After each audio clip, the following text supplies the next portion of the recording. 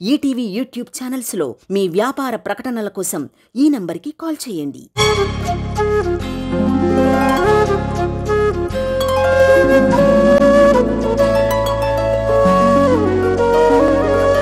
పాడుతా తీయగా చల్లగా లిఖిలా.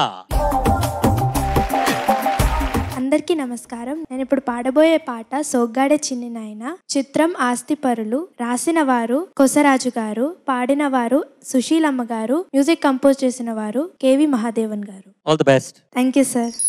సోగ్గాడే చిన్ని నాయన ఒక్క పిట్టనైన కొట్టలేడు సోగ్గాడు. సోగ్గాడే చిన్ని నాయన ఒక్క పిట్టనైన కొట్టలేడు సోగ్గాడు. సోగ్గాడు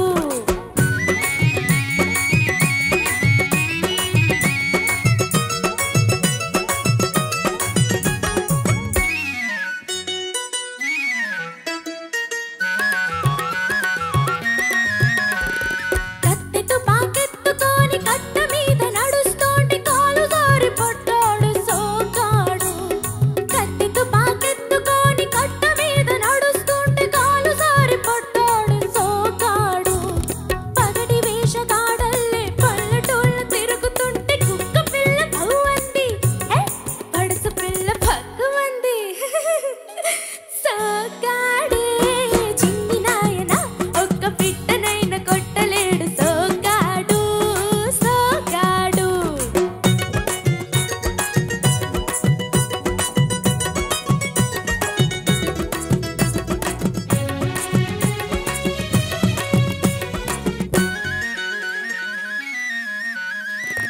కళ్ళు జోడు వేసుకొని కళ్ళ కోటు తొడుక్కొని పిల్లగాలికొచ్చాడు సోగ్గాడు.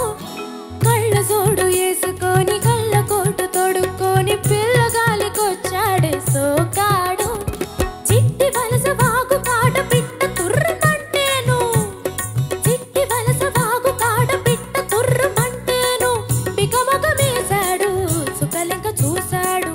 పికమొగమేశాడు సుకలింక చూశాడు. సోగ్గాడే చిన్ని నాయన ఒక్క పిట్టనైన కొట్టలేడు సోగ్గాడు. సోగ్గాడు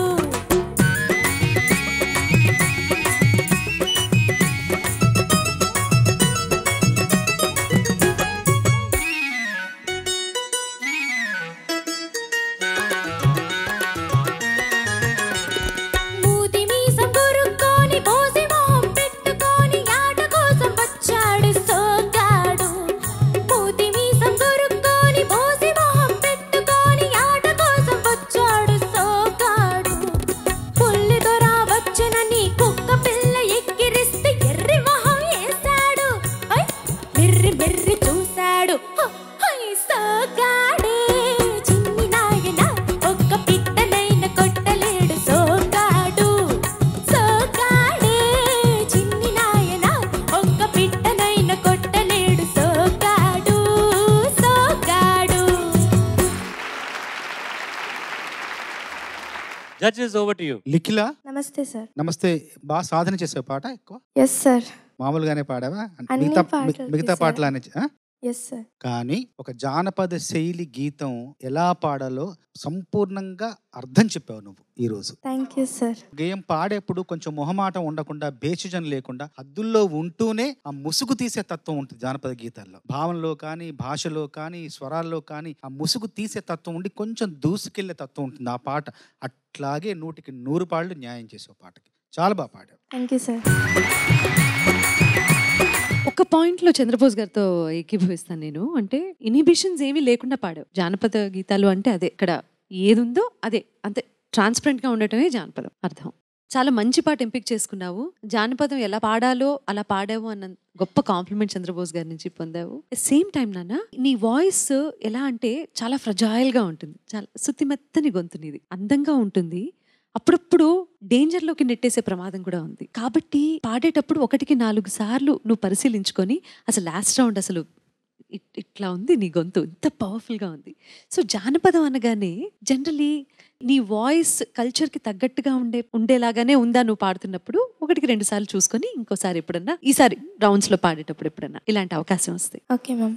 నీ ఫుల్ పవర్ అనేది నాకు కనిపించలేదు ఈ పాటలో. అంతే అంతే చెప్పదలుచుకున్నాను. ఓకే మిగతా ఎక్స్ప్రెషన్ వైజ్ నీ కాన్ఫిడెన్స్ లెవెల్ అంతా చక్కగా ఉంది. Thank you ma'am. ఎగ్జాక్ట్లీ. అంటే ప్యారలల్గా 2 విషయాలు జరుగుతున్నాయి నీ లైఫ్లో లిఖిల. ఒకటి, యూఆర్ వెరీ సిన్సియర్ అండ్ నీ hard work is helping you to do well as a singer. At the same time age వల్ల your voice is still trying to achieve తన ఒక ఫైనల్ డెస్టినేషన్ ఉంటుంది కదా వాయిస్కు. ఆ ఫైనల్ డెస్టినేషన్కి ఇంకో కొద్దిగా టైం పడుతుంది.